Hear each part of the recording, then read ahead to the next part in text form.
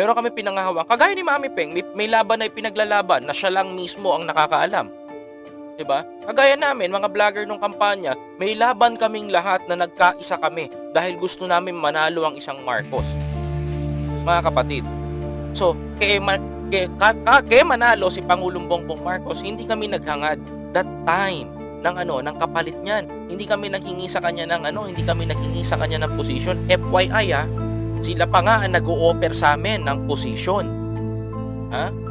Just want to be clarified. Ha? Hindi kami naghangad ng posisyon, sila pa nga nagbigay sa amin. Suddenly, hindi lang natuloy, sayang. 'Di ba?